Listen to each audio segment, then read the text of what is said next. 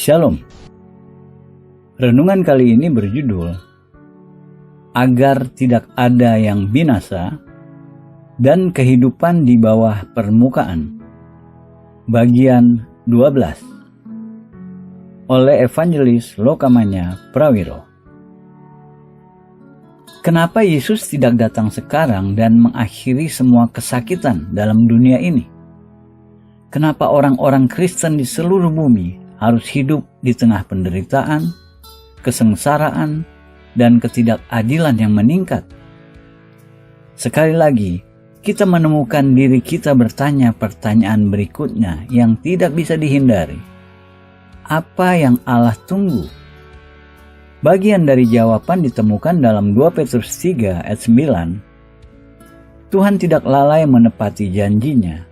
Sekalipun ada orang yang menganggapnya sebagai kelalaian, tetapi ia sabar terhadap kamu, karena ia menghendaki supaya jangan ada yang binasa, melainkan supaya semua orang berbalik dan bertobat. Frasa "ia sabar terhadap kamu" mengacu kepada orang-orang pilihan Allah. Kita percaya pada pilihan Allah. Kita percaya Ia memiliki mereka yang Ia sudah pilih. Apakah kita mengerti?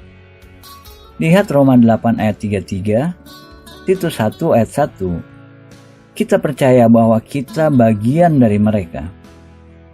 Beberapa orang menghadapi kesulitan dengan ide bahwa orang-orang Yahudi adalah bangsa pilihan.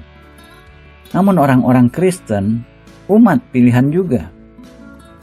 Kita tidak akan pernah menjadi orang-orang Kristen jika Allah tidak memilih kita.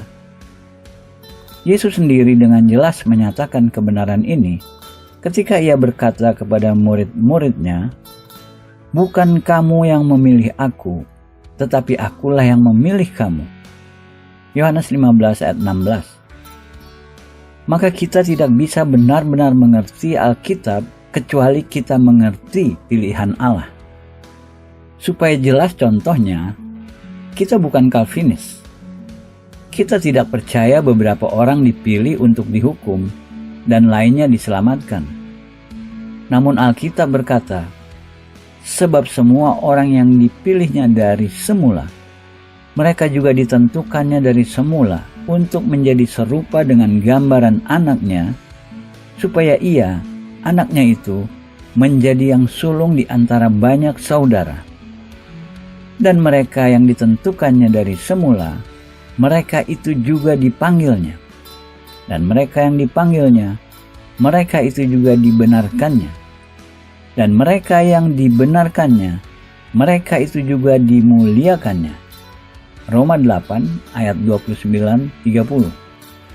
Jadi apa yang Tuhan tunggu? Semua yang Ia pilih untuk dirinya sendiri. Karena Ia menghendaki supaya jangan ada yang binasa, melainkan semua orang berbalik dan bertobat. 2 Petrus 3 ayat 9. Ia tidak akan membawa penghakiman final atas dunia sampai setiap orang miliknya sudah masuk. Ia akan menunggu dengan kesabaran tak terbatas. Sebanyak kita merindukan kebangunan rohani, Yesus menunggu untuk memberi kita kesempatan untuk bertobat dan untuk diselamatkan. Kita percaya harus ada sedikitnya satu jiwa dari setiap bangsa, suku, orang-orang, dan lidah. Lihat Wahyu 7 ayat 9. Oleh karena itu, kita percaya tidak ada lagi tugas mendesak bagi gereja selain menyebarkan Injil kepada bangsa-bangsa yang belum terjangkau. Yesus tidak akan datang sampai setiap orang sudah terjangkau. Ia tidak akan datang sampai sedikitnya ada satu anggota dari setiap kelompok berdiri di hadapan takhta. Allah Bapa akan memastikan ini karena untuk memuliakan anaknya yang pengorbanannya dicurahkan bagi setiap orang dari setiap bangsa di bumi.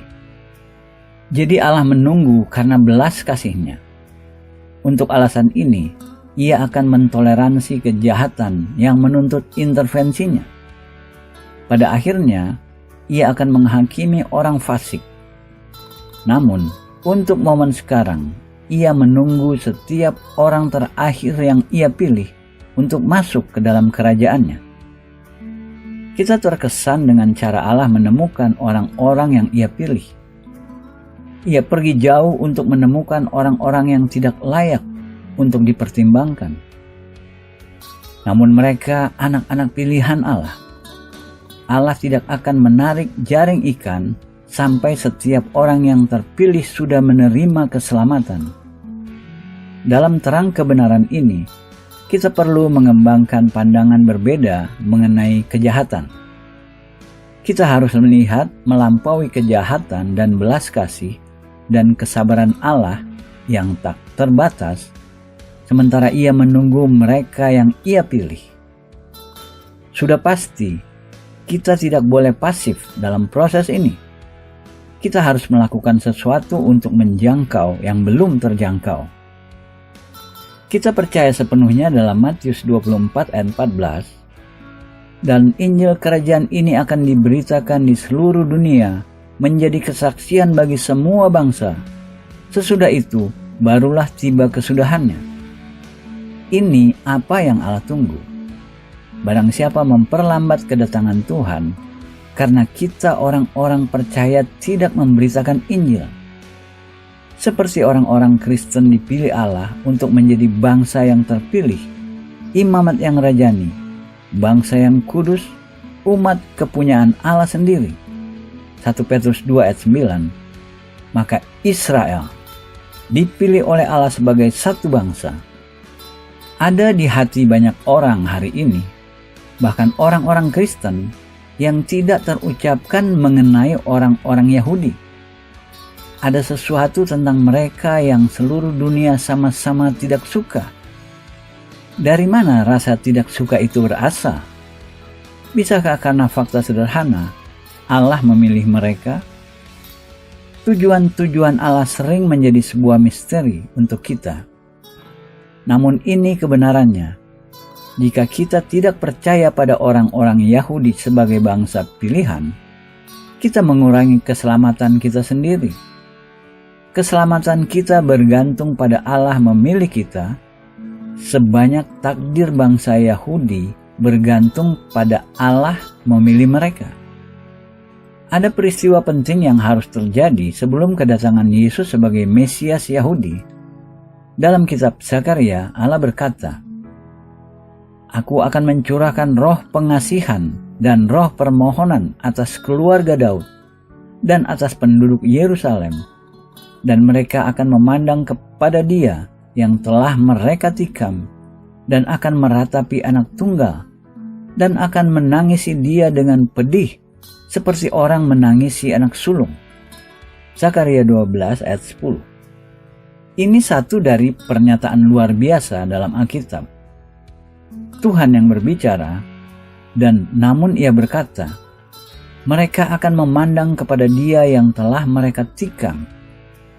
Kemungkinan satu identifikasi diri Yesus paling jelas sebagai Mesias yang ditikam. Meski demikian, tidak seorang pun tahu siapa Yesus kecuali melalui pewahyuan, dan pewahyuan itu datang dari Roh Kudus. Lihat Matius 16 ayat 16 dan 17. Jadi, sampai Roh Kudus mengungkapkan Mesias kepada orang-orang Yahudi, mereka akan tetap buta pada kebenaran mengenai Yesus. Ketidakmampuan orang-orang Yahudi mempercayai Injil secara luas adalah penghakiman Allah. Namun penghakiman ini sedang dibatalkan. Menariknya, di antara orang-orang Yahudi hari ini, seolah-olah Allah menyelinap di sisi buta mereka. Mereka tidak mengerti apa yang terjadi. Namun Roh Kudus mulai meyakinkan mereka tentang kebenaran bahwa Yesus adalah Mesias. Seorang profesor non-Kristen di Hebrew University yang mengajar tentang agama, khususnya kekristenan, berkata, beberapa tahun yang lalu, murid-murid saya hanya tertarik pada aspek-aspek doktrinal agama. Namun sekarang, mereka semua tertarik pada pribadi Yesus. Orang-orang Yahudi Ortodoks tidak akan pernah menyebut Yesus dengan nama haknya. Mereka tidak juga mengakui bahwa ia Yahudi. Kata Ibrani untuk Yesus adalah Yeshua. Namun sebagian besar dari mereka menyingkirkan huruf terakhir dan menyebutnya Yesu, mengindikasi bahwa ia non-Yahudi. Mereka mengatakan, ia bukan bagian dari kita dan kita tidak akan memberinya nama Yahudi. Sikap itu juga berubah. Banyak kemajuan terjadi yang tidak bisa dijelaskan kecuali Allah yang memulai pekerjaan. Ada perubahan terjadi sementara Yesus sedang diungkapkan kepada orang-orang Yahudi. Mari kita kembali ke nubuat Zakaria. Allah bernubuat bahwa sebelum kedatangan Mesias Israel, ia akan mencurahkan roh pengasihan atau kasih karunia dan roh permohonan atas keluarga Daud dan atas penduduk Yerusalem. Zakaria 12 ayat 10. Dengan kata lain, Allah berkata, aku akan mencurahkan roh ke atas mereka, Roh Kudus, yang akan memampukan mereka berdoa pada tingkat melewati pengertian mereka. Aku akan memampukan mereka memohon belas kasih yang mereka tidak akan bisa dapatkan tanpa pertolongan Rohku. Roh Kudus adalah roh kasih karunia dan permohonan, dan dengannya mereka akan memandang kepadaku yang telah mereka tikam. Ayat 10. Semua ini akan datang kepada mereka melalui roh Allah. Gereja juga butuh roh kasih karunia dan permohonan jika ingin melihat kebangunan rohani. Jika kita berdoa jenis doa-doa yang benar-benar memiliki suatu arti, kita memerlukan kemampuan supernatural Roh Kudus. Kita di titik krisis global, dan hanya ada satu sumber pertolongan, Allah yang kita terlalu sering abaikan, lalaikan, dan remehkan. Meski demikian, ia masih mengasihi setiap dari kita, meskipun kita acuh tak acuh terhadapnya. Ia masih bersedia mencurahkan rohnya jika syarat-syaratnya dipenuhi. Dibutuhkan lebih daripada keputusan kehendak kita untuk membawa kebangunan rohani. Jadi apa yang dibutuhkan? Apa bagian yang kita miliki untuk berperan dalam pencurahan hujan Roh Kudus? Esensial bagi kita mengerti bagian kita karena hujan roh yang membawa benih-benih itu kepada kehidupan. Untuk menjawab pertanyaan ini, kita bisa melihat ke Yoel, nabi pencurahan Roh Kudus akhir zaman. Kitab Yoel dibuka dengan gambaran kesedihan dan ketandusan, sejenis situasi keputusasaan yang sudah kita bahas. Tidak ada tanaman, apakah di ladang atau buah di pohon-pohon. Segala sesuatunya layu dan musnah. Tidak ada makanan untuk orang-orang atau binatang mereka. Tidak ada kehidupan. Namun lalu, kita membaca di tengah pasal 2, tetapi sekarang juga demikianlah firman Tuhan. Berbaliklah kepadaku dengan segenap hatimu, dengan berpuasa, dengan menangis, dan dengan mengaduh. Koyakkanlah hatimu dan jangan pakaianmu. Berbaliklah kepada Tuhan, Allahmu, sebab ia pengasih dan penyayang, panjang sabar dan berlimpah kasih setia, dan ia menyesal karena hukumannya. Siapa tahu mungkin ia mau berbalik dan menyesal, dan ditinggalkannya berkat menjadi korban sajian dan korban curahan bagi Tuhan Allahmu. Yoel 2 ayat 12-14. Apa yang disyaratkan dari orang-orang? Menjadi putus asa. Kemudian daripada itu akan terjadi bahwa aku akan mencurahkan rohku ke atas semua manusia. Maka anak-anakmu laki-laki dan perempuan akan bernubuat. Orang-orangmu yang tua akan mendapat mimpi. Teruna-terunamu akan mendapat penglihatan-penglihatan.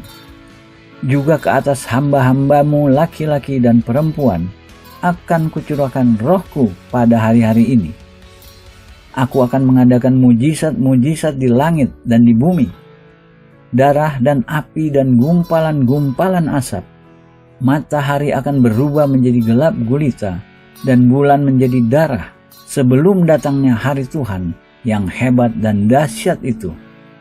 Dan barang siapa yang berseru kepada Tuhan akan diselamatkan. Sebab di Gunung Sion dan di Yerusalem akan ada keselamatan seperti yang telah difirmankan Tuhan. Dan setiap orang yang dipanggil Tuhan akan termasuk orang-orang yang terlepas. Yoel 2 ayat 28-32.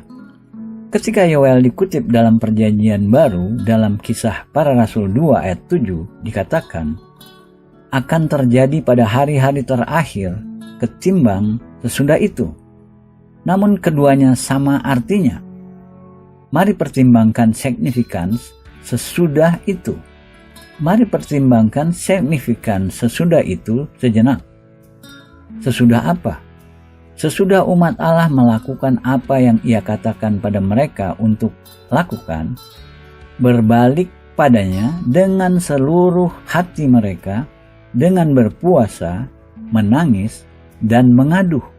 Allah berkata ketika itu terjadi, Ia akan mencurahkan roh-Nya ke atas semua manusia.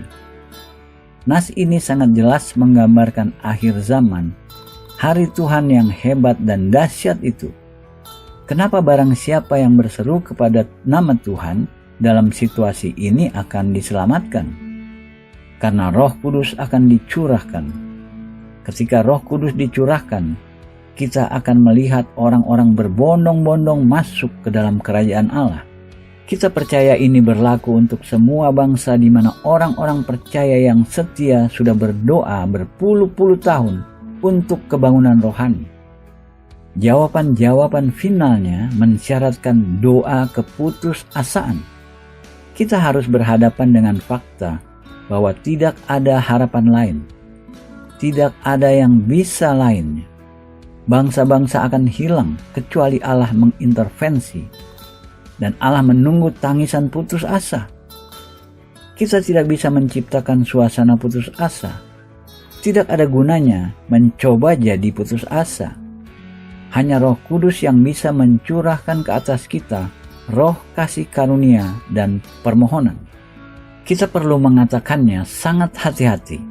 Kita percaya kita harus minta pimpinan Roh Kudus sebelum kita merespons. Kita percaya Allah akan menaruhnya dalam hati kita untuk minta jika kita adalah satu dari mereka yang akan mengkomitmenkan diri kita, sementara Roh Kudus memberi kuasa dan memampukan kita untuk berdoa doa keputusasaan. Berdoa dalam cara putus asa ini membutuhkan kesadaran bahwa kita sudah sampai pada akhir dari diri kita. Tolong pertimbangkan tantangan ini dengan hati-hati.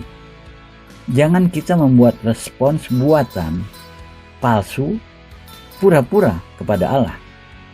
Meski demikian, kita berharap kita mendengar Roh Kudus bertanya, apakah kita bersedia membiarkannya membuat kita putus asa untuk kebangunan rohani dalam bangsa kita Indonesia? Apakah kita bersedia membiarkannya melakukan terobosan dalam hidup kita, merubah prioritas-prioritas kita, dan jika perlu, membuat kita meletakkan muka kita di lantai, hari demi hari, sampai kita melihat hujan turun dari surga? Doa seperti ini panggilan bagi mereka yang Roh Kudus pimpin. Ini bukan untuk setiap orang. Tangisan keputusasaan supernatural dan dilepaskan oleh Roh Kudus. Tolong mengerti, jika kita tidak merasa terpanggil untuk ini, bukan karena kekurangan dalam diri kita. Ini panggilan dari Roh Kudus dan tidak berdasarkan pada kemampuan di dalam diri kita. Jika Ia tidak meletakkan ini di hati kita, karena Ia memiliki sesuatu yang lain untuk kita lakukan. Oleh karena itu, ambil satu momen sekarang dan dengarlah pada Roh. Lihat jika Ia minta kita, bersediakah engkau membiarkan aku membuatmu putus asa untuk bangsamu? Jika kita percaya Allah ingin menggunakan kita dengan cara ini, maka dengan sederhana nyatakan kesediaan kita untuk mengikutinya dengan panggilan ini dengan doa berikut. Bapa, saya berdiri dalam kekaguman di hadirat-Mu. Terima kasih untuk tantangan firman-Mu yang datang pada saya. Saya berseru padamu untuk belas kasih bagi bangsa saya, Indonesia. Allah, miliki belas kasih atas kita. Dalam penghakiman, ingat belas kasih. Mampukan saya dengan kasih karunia-Mu dan dengan Roh Kudus untuk mengalami terobosan dalam doa, untuk berdoa dalam keputusasaan, untuk pencurahan Roh Kudus. Saya minta Engkau menarik bangsa ini kembali padamu. Bapa, saya berdoa agar Engkau bergerak dalam Roh Kudus, membawa kebangunan rohani ke negeri kami dan ke seluruh bumi. Dalam nama Yesus. Amin.